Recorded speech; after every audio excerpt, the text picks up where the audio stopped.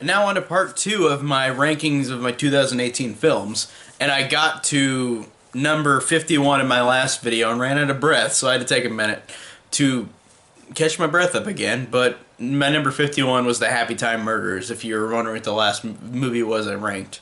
And my number 50 would be The Predator, which was a fun Shane Black movie, and I thought that these characters were really funny. I thought it was great having Keegan Michael Key, God, saying it wrong, and having Thomas Jane and having Olivia Munn, like all these actors I thought were really fun and really worked in this movie. And I thought that it was great having a humorous tone, or more humorous tone than most of the sequels to the Predator film, so I enjoyed this one a lot.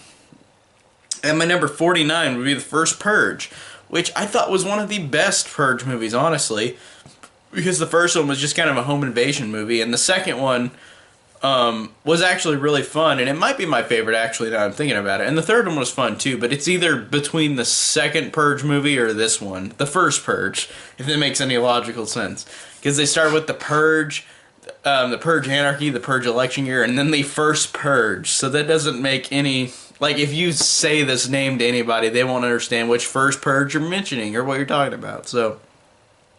But overall, The First Purge was fun. So that's why it's my number 49. My number 48 would be Hotel Transylvania 3, which was really fun and really full of heart. I liked this a lot. I liked these characters a lot again, like I did in the last two. One of Adam Sandler's best roles, honestly.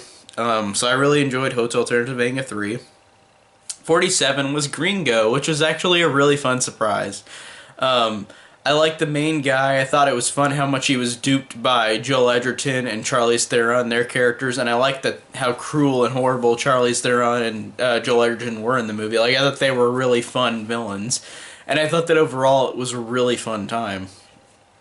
And my number 46 is Blockers, which, again, really works because of the performances, really works because of John Cena, Leslie Mann, and...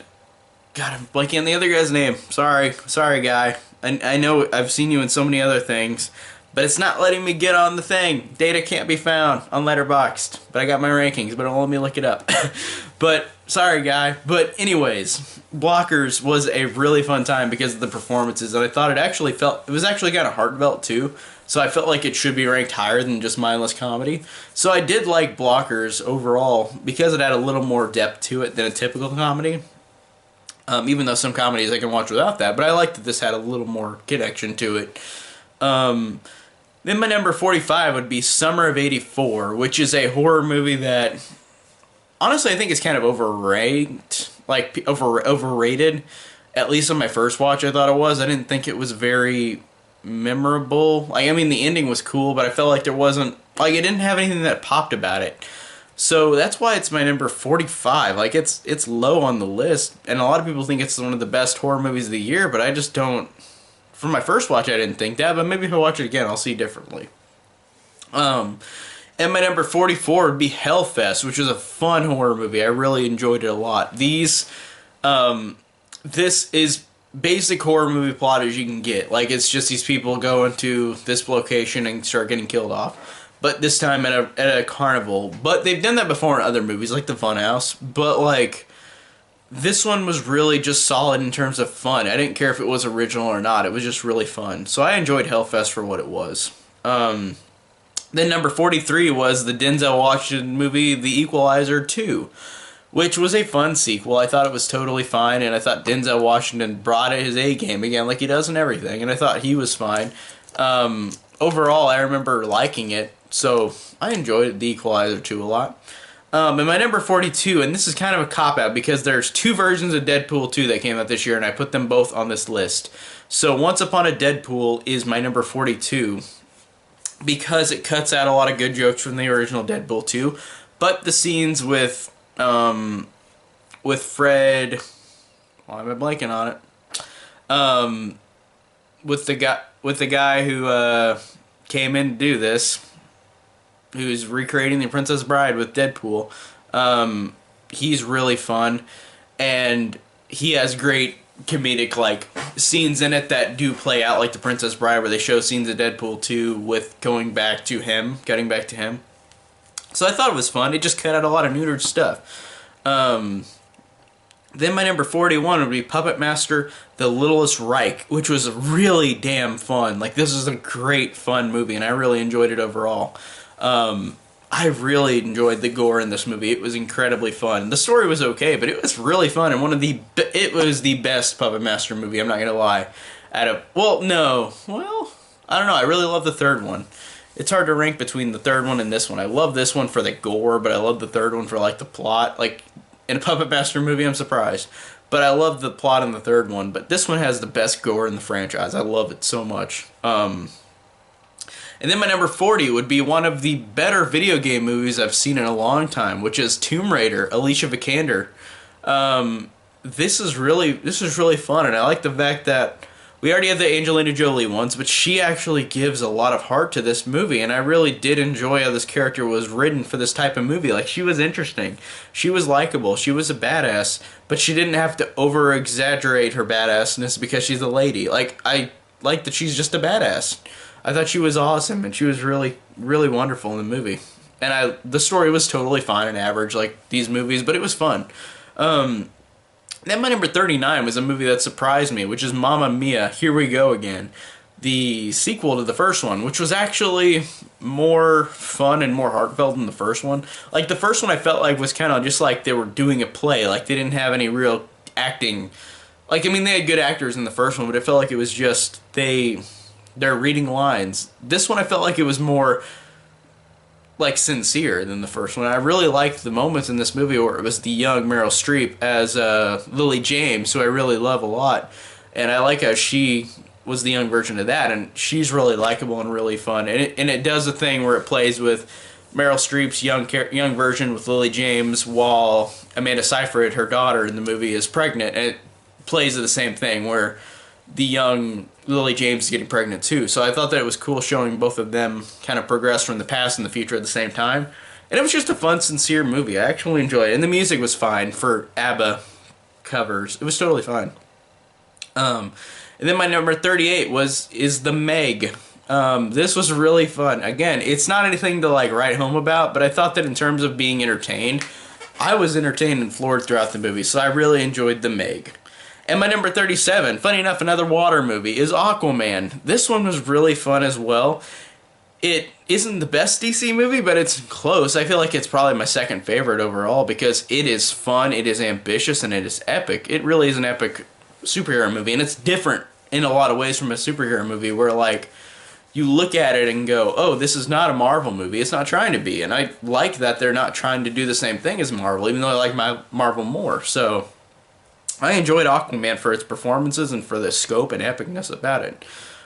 It just should have been cut down a little bit, in my opinion. My number 36 would be Bumblebee, the best Transformers movie by a landslide. I loved this movie. I loved Haley Steinfeld. I loved Bumblebee. I loved how it was an Iron Giant E.T. type of thing, or Short Circuit type of thing, where, like, it's just so likable and sincere with these two characters forming a bond and a friendship, and it doesn't have the typical Michael Bay shit because he didn't direct it, he produced it, but it really did get me. It did hook me. I liked this movie a lot, and I liked how sincere it was. So Bumblebee is my number 36. And my number 35 would be Game Night. This was really fun. This was, again, one of those comedies that really worked for me. This Jason Bateman movie, and Rachel McAdams movie, which was genuinely hilarious. These actors are great, and they really brought their A-game to this movie, where it's supposed to be a murder mystery, but it's comedic as well, and I thought they did a great job with being really funny and having this humor where it's supposed to be scary, but these characters are dumb in the movie, so it plays with a fun, humorous tone, and I really like that a lot. So I really like Game Night. Number 34 would be Adrift, which is that Shailene Woodley movie where it's a real-life story about this woman and her husband who are lost at sea, and they've got to make it back. And in terms of acting performances, Shailene Woodley is incredible in this movie and really, really great. And I really love this movie with her performance. And I thought that the movie overall isn't one I'd watch again, but she really is incredible in this movie and really underrated in terms of, like, nobody talks about her in this movie.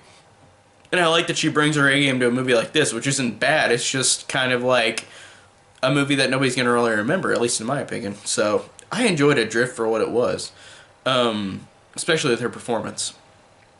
Now, number 33 would be Mandy, the Nicolas Cage movie, which the first hour is really, really boring and really uninteresting in my opinion, but visually speaking, it is incredible. The second half is great. It's like a splatterfest, like grindhouse movie, and it really works in terms of the gore. Like, it is brutal, brutal and fun in the second half. The first half is so boring though, but in terms of like artistically, this is a very beautiful and intriguing movie, but it's just boring for the first half, for the first hour, in my opinion. So overall, I still enjoyed it, but it just had a lot to suffer through, in my opinion, just to get to the great stuff. So number 32 would be The Ballad of Buster Scruggs, the newest Coen Brothers movie, which was really fun.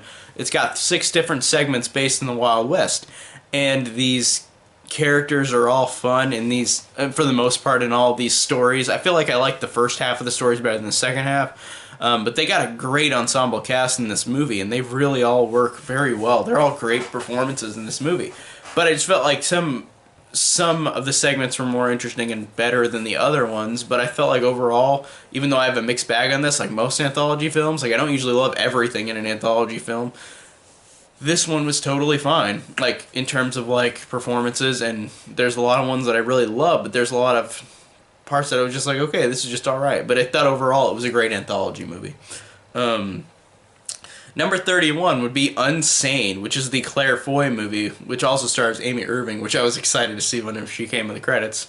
But this was a really great horror movie. I actually really dug Unsane. I thought that Claire Foy was really good. I thought that even though the last act kind of turns into a different type of movie, it still worked very well for me. And I really liked Claire Foy overall, and I really just liked the thrills of this movie. It was very intense and very well done.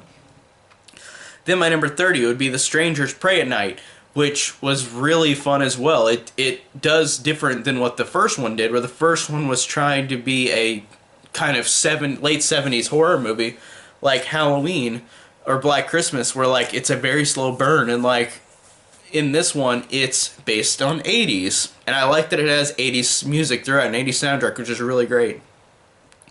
And it really plays as an 80s slasher, even though there's not many people that die, but it felt more like an 80s slasher than the first one, which felt like a 70s slow burn slasher. So I did enjoy The Strangers Pray at Night a lot. I thought it was a really fun time.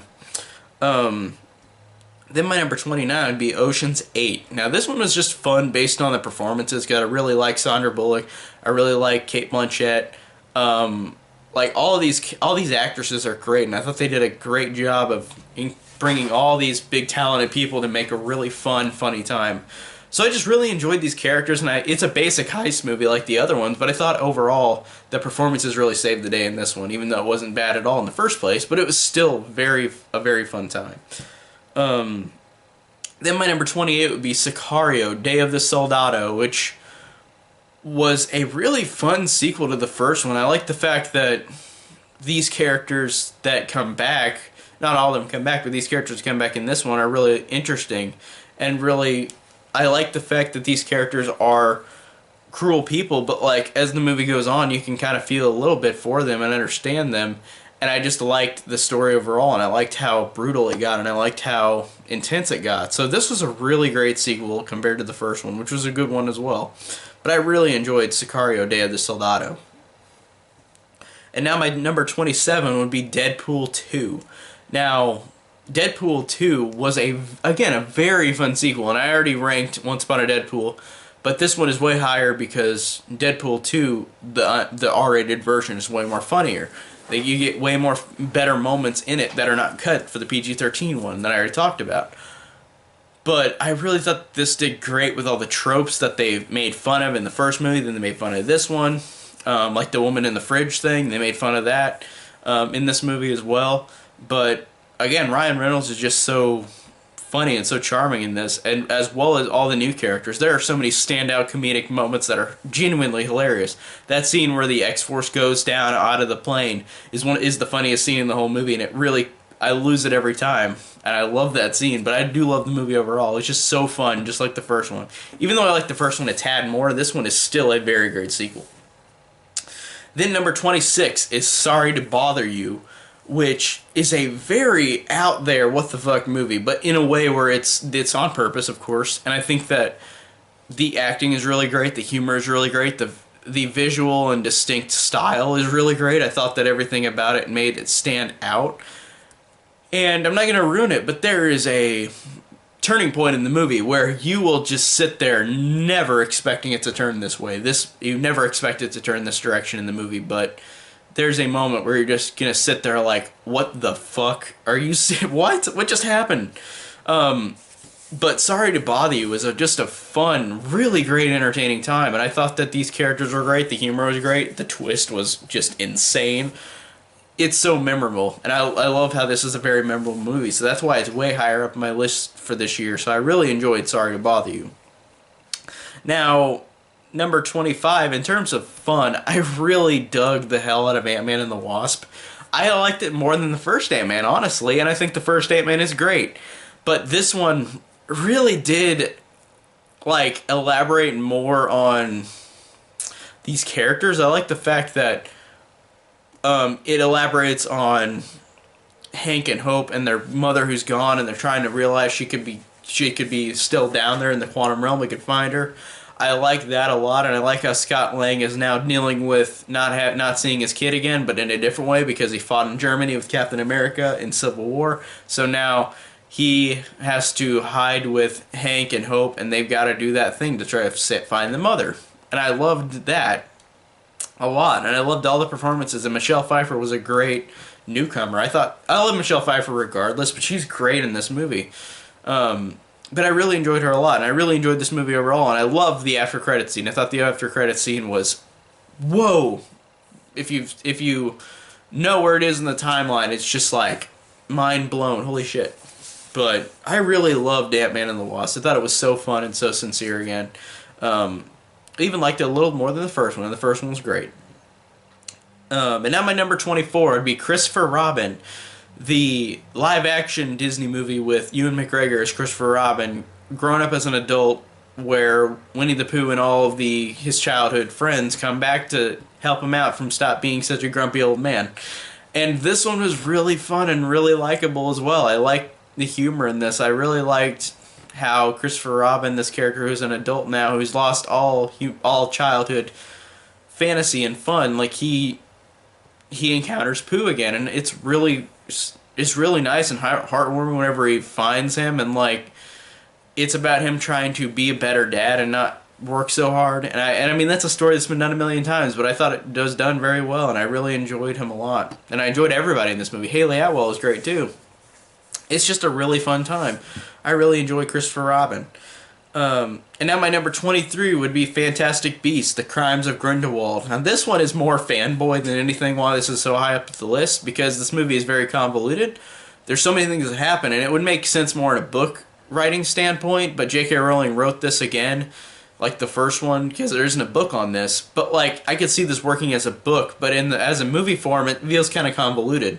And that's not a bad thing, it's just so much happens throughout the movie.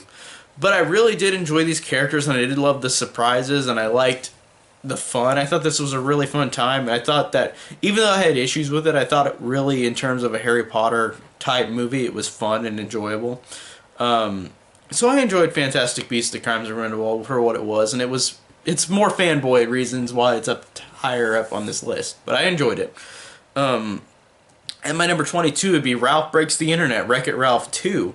This one was really, really fun, and I really, again, this is kind of a fanboy thing, not because I loved the first Wreck-It Ralph, and I did like it a lot, but like this one had so many fun things that I just grew up on that I saw in this movie that really got to me. Like, for example, whenever the Disney princesses showed up, that was hilarious. They had funny lines. They were genuinely funny. And that's not even the whole movie. It's only like 10 minutes worth of footage of them in this movie, but they are genuinely funny. But I also did like the thing with Ralph and Vanellope, and I liked that their friendship grew more for a kid's movie. Not for like a high-tier Disney like movie, but like this, I felt like they did a good job of having Ralph and Vanellope evolve a little more in this movie. So I really did enjoy them.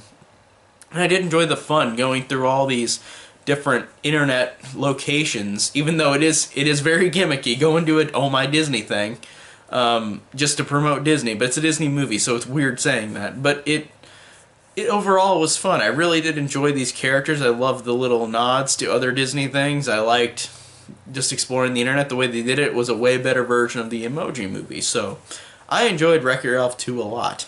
And my number 21, would be Bird Box, which I just saw a couple days ago, which stars Sandra Bullock and a lot of other actors I didn't expect in this movie where she is blindfolded with two kids on a river while they're in a post-apocalyptic world. And this is a really cool movie, and I don't want to spoil it, because if I tell you what this is like, you're going to immediately go, oh, it's just like this movie. Go out and just watch it yourself and see what it's like. Because I really love the performances, I love the thrills. I thought this was actually scary in a lot of aspects. So I really did enjoy Bird Box a lot. I thought this was a great one. Now we're in the top 20, guys. My number 20 would be Mary Poppins Returns. Emily Blunt is great as Mary Poppins. I really loved her performance. I thought she was really great and a really great takeover for Julie Andrews. And I thought that this copies the first one in some aspects a lot, but I thought that they did so many things that made it so different and unique, even though it's the basic story, like this starts here, this happens here, like the first one. But still, all these performances were really likable and fun, and the music was great, that I didn't care if it did a lot of things like the first movie again. It really worked, and I really enjoyed this one a lot. Gonna get a drink, guys. Hold on. I need to learn video editing. My number 19 would be Creed 2. Now this one is a fantastic sequel. I love the first Creed, and I think the first Creed is a tad better than this one, but not by much. And there are things that are night and day between the first Creed and the second Creed that I love more than the other one. So there's positives to both of them, but I'd say the first Creed overall I put over this one, but this one is still a fantastic sequel. Adonis Creed really does evolve, and all these characters evolve from the last one, and I really do think that they are truly moving, and I think that the build-up to the fight at the end is great, like all the other ones. But I like how these characters evolve, and the performances are fantastic, like the last one, and truly moving. So I really did enjoy Creed 2. Now my number 18 would be Crazy Rich Asians, which is one of the biggest surprises of the year, which I didn't expect this to be anywhere close to my top 20. This movie was really fun and really enjoyable and really beautiful and really, like, I'm not a huge fan of romantic movies, but man, these actors are great. They've got great charisma. The way doing it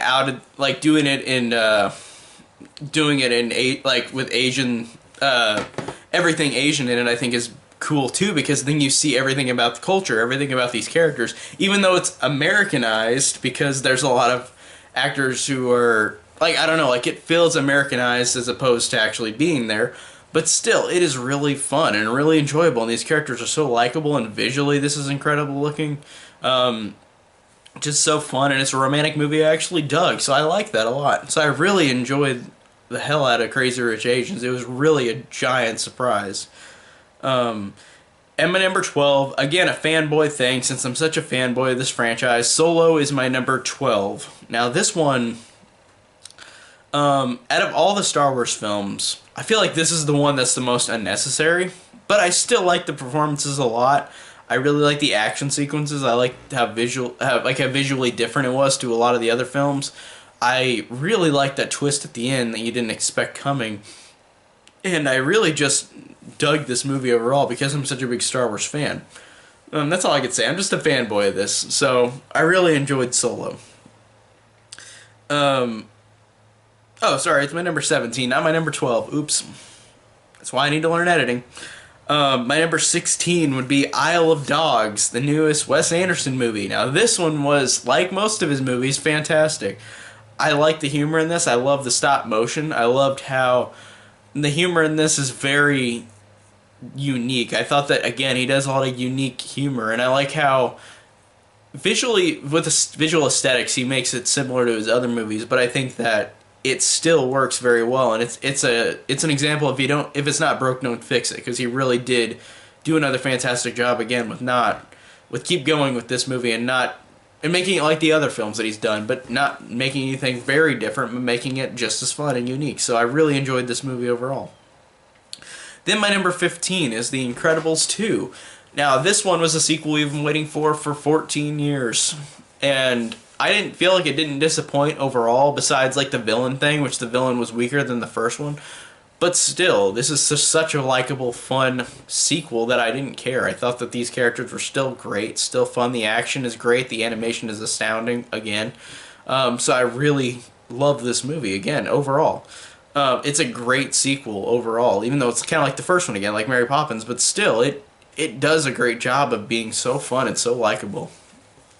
And number 14, which is a big surprise, even though I love the last couple, Mission Impossible Fallout is a gigantically fun action movie, and it is really great in terms of the action. It's got some of the best action I've seen this year, and I say that about the other couple that have come out too. And it's funny, every Mission Impossible movie gets better as they go along, because overall I like this franchise, but I love how this one is so fun. So I really dug the hell out of this one. Just great action sequences. And then number 13, Spike Lee's newest movie, BlacKkKlansman, is really, really just one of those movies where he doesn't pull any punches, and I like the fact that he doesn't. I like that he doesn't sugarcoat anything about racism and about where in that time period we were in the world. And I really like the fact that all these performances are great, and it's scary how these actors are so close to something nowadays in terms of how racist people are, how horrible people are. So it really is such a moving movie, even though it's not trying to be. It's trying to be a cruel it's funny, but it's a cruel representation of how this world truly is. And I do love that fact, and I do love Spike Lee as a director. And I haven't seen all his movies. I've barely seen any of them, but the ones I've seen him do are fantastic. And I think that I want to see more of his movies, and this one really got me a lot. Like, it really got me in a lot of ways. Then my number 12 is another unexpected movie that I just did not think would go anywhere near my top 20, which is A Simple Favor, the newest Paul Feig movie, starring Anna Kendrick and Blake Lively, where it's a kind of Gone Girl-esque movie where, like, Blake Lively goes missing and Anna Kendrick is, like, they're wondering if, like, where she is, like, why, and then, like, you think that she's still around. Like, they keep giving hints that, like, Blake Lively is still around somewhere and she's not missing, but she's pretending to be. And I really like the mystery aspect of this movie. And I think this is Paul Feig's best movie, and I think it's really fun, really funny. The performances are outstanding. Blake Lively is this awesome femme fatale character where, like, she is a badass character, and she was so fun and so intriguing and so mysterious. And Anna Kendrick is this mom vlogger. Like, it's so funny because, like, she's the one who becomes friends with this mysterious woman who disappears, and she's got to solve this mystery. And it's so fun that, like, he does something different with having this normal girl, this normal happy-go-lucky person like Anna Kendrick have to solve this mystery. Like, where did she go? It was just so incredibly fun and so stylistically awesome. I love this movie a lot. Overall, just with great performances as well. So, A Simple Favor is number 12. And my number 11 is Upgrade, which was, again, a giant-ass surprise. This one coming out, I didn't expect this movie to be fantastic, and it was just, in a way, like, very similar to things like RoboCop, where, like, you look at it, and it's a game changer, and you didn't expect it to be. Like, you just didn't expect this to be something that changed the game and made everything about it really cool. And I love the fact that this is a movie about this character who is paralyzed and gets this AI inside of him, and the AI can control him anytime he wants, and it is funny and humorous, but it is brutal and violent, and it is so well acted. Logan Marshall Green, who looks like Tom Hardy, is great, and there's a lot of similarities between this and the Venom movie that came out this year as well, even though this is better. But still, I really loved Upgrade. It really was a gigantic surprise. And my number 10 would be Overlord, the newest J.J. Abrams produced movie, which we thought was going to be like a Cloverfield movie, but it isn't. But this one was badass in terms of a fun time with Nazi zombies, with gore, with intensity. This is one of the most intense movies I've seen all year, and I was genuinely surprised in how intense this movie got, but how fun and B-movie this movie is. I like how they mix genres, where like the first half of the movie is a World War II movie, and then you get to the second half and it's Nazi zombies, and it is badass and fun and gory and gross and scary, and I really loved every moment of this movie. It genuinely got me in just how entertainingly fun it was. So that's why Overlord is my number 10. So I really dug the hell out of that one. And my number 9 would be A Quiet Place, the John Krasinski directed movie with his wife Emily Blunt and him acting in it. This was, again, another awesome surprise where, like, you look at this movie and just think to yourself, like, will this work? Will this movie work where nobody really talks throughout the whole movie and people are going to go with it? And people did. This movie was intense as shit, and I love the fact that I saw this movie in the theater, and whenever I was there, nobody talked throughout this quiet movie, and I'm just so surprised how respectful everybody was, and it really shows that we're not lost in how whenever people go to the movies, how people treat people and how people are so obnoxious in movies. Like, I'm surprised nothing happened in this movie, where it was a movie where mostly everybody was quiet throughout the whole movie. And the audience was quiet too. I love that about this movie. I love the intensity. I love the emotion at the end. It was moving at the end, and it was so badass and so suspenseful at the end of the movie. So I love this as well. Great performances, great visuals, great horror. For a PG-13 too. It's a PG-13 horror movie, and I love how great it was. So I really dug the hell out of A Quiet Place. That was awesome. And we're coming up on my number 8, which is Black Panther. Damn.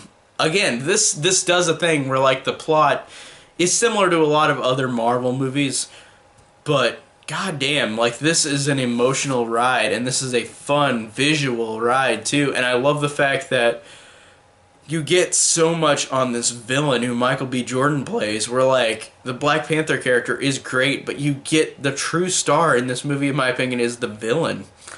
And he really is moving, and really you feel so much sympathy for the villain, and it is so warranted how the movie plays out with the villain. And I just loved how this is the first story of Black Panther, even though he's in Civil War, but I mean, like, his own thing, and it truly is moving. The ending of the movie is truly a moving final moment for the movie with these characters and where they end up. Like, it really is one of those fantastic Marvel movies, and it's one of the best, I think. I really loved Black Panther. But not as much as my number 7, which is Avengers Infinity War. Now, I'm not going to spoil this movie, and I know people already know everything about this movie, but you know what the ending is going to... You know what's going to happen in Endgame, the next Avengers movie. You know that the ending of this movie is going to be reversed. But in that moment where you see these things happen to these characters at the very end of the movie, it is truly one of the most emotionally heartbreaking moments in one of these type of movies I've ever seen, in a superhero movie. And it is an Empire Strikes Back ending. It ends dark, even darker than Empire Strikes Back, where you just sit there like, what are they going to do now? What are they going to do? And I love the fact that the Russo brothers directed this one as well. And I love the fact that they juggled literally every group of characters in these movies so far, and they all worked fantastically together. They spent perfect time between each of these groups of characters, and I like how they all join groups. Like, it's one group to another group. Well, basically 3 groups. It's like the group on Earth, the group in space, but, like, they keep... Like, Thor's the only one who kind of keeps getting switched out between everybody, but I do love the fact that this is... All the Avengers don't meet together. It's literally half of them are on one side and the other half are on another side. But I loved how they worked in all these characters. The humor's great with them all. How they're all written is so fun again. I liked how... Again, I loved how it ended. It just ended in a way where, even though you know it'll be fixed in the next movie, it just ended on a note where you were like, holy shit. Like, I don't know what to think anymore. But Avengers Infinity War is one of my favorite Marvel MCU movies overall, and I really loved this movie. So that's why it's my number 7. My number 6 would be Annihilation, Alex Garland's newest movie, who also directed Ex Machina, which was a fantastic movie as well. This one, I don't want to ruin it, but like this is just a fantastic, thrilling horror movie in a way, where like Natalie Portman goes into the shimmer, this thing that like warps you into another kind of reality, and like her husband went out in there and then he comes back and he's not normal. So she goes in there with a group of other people, other scientists, and they encounter weird stuff and it gets scary and intense. And I love the fact that this movie scared me. Like I was actually legitimately frightened at a lot of moments in this movie. Like intensity in this movie is incredible and mind-blowing. And of course it's a movie where you don't look at it from reality, because it's a movie where they go into a place where reality doesn't matter. But it truly is incredible, and it just was truly moving. The score was incredible, the visuals were incredible, the horror was great. This was a truly fantastic movie, and I love this movie. And my number 5 would be the newest Halloween movie, the reboot-ish that reboots and ignores every sequel after the first one. So Jamie Lee Curtis is back, and 40 years later, Laurie Strode, who is not brother and sister with Michael Myers, or Michael Myers and her are not brother and sister anymore. They are now, like, she's spent 40 years trying to wait for him, to have him come back to kill him. He's been in an institution, Smith's Grove, since the first movie. She plans to kill him. And I love this movie. And again, this is a fanboy thing too, like Solo and like Fantastic Beasts, where I don't care if I have some issues and people have some issues. I think that this is fun, just an incredibly fun horror movie. I really love Jamie Lee Curtis's performance.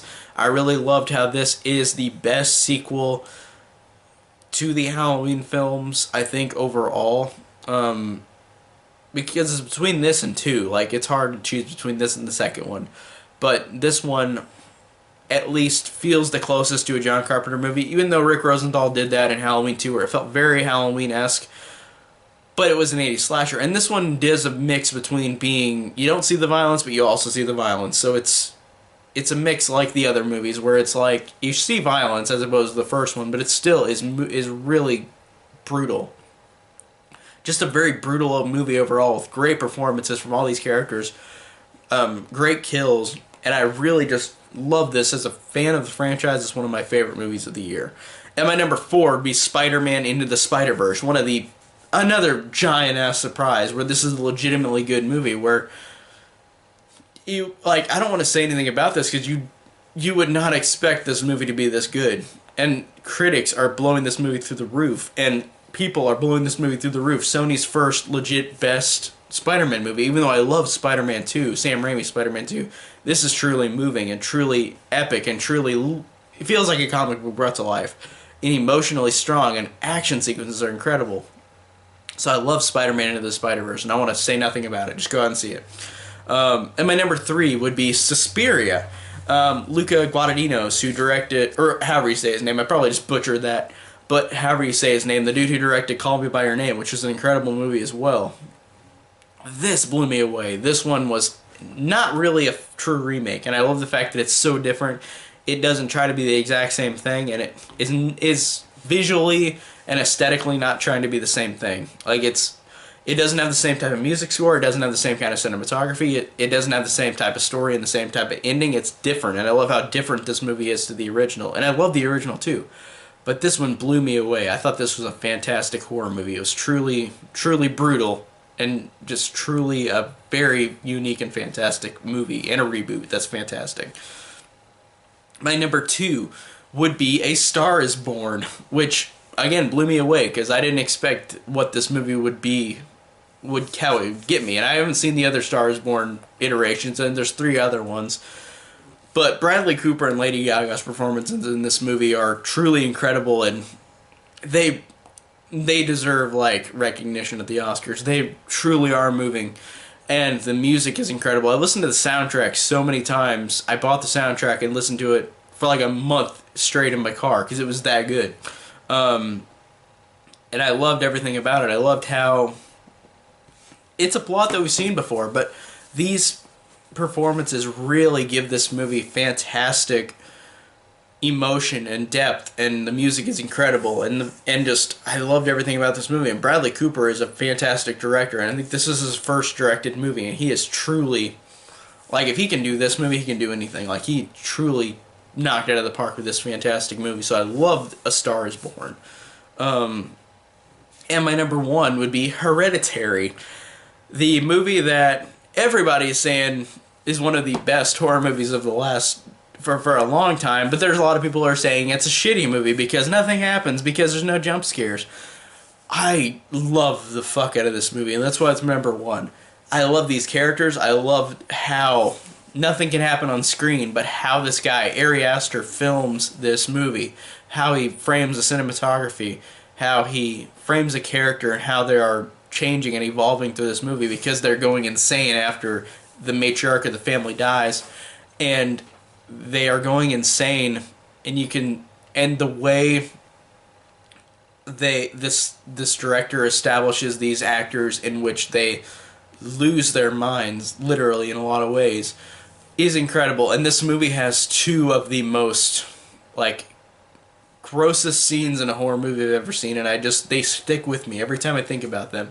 And I'm thinking about them right now, these two moments in the movie where they sicken me, and they are that amazing. And I love the fact that you could say nothing happens, but these characters eventually descend into this spiral of madness where it is truly incredible. And Toni Collette, everyone keeps saying she deserves the Oscar. She does. She is incredible in this movie. Truly moving, and it's just so scary and disturbing when nothing really happens, and it's just about these characters losing it.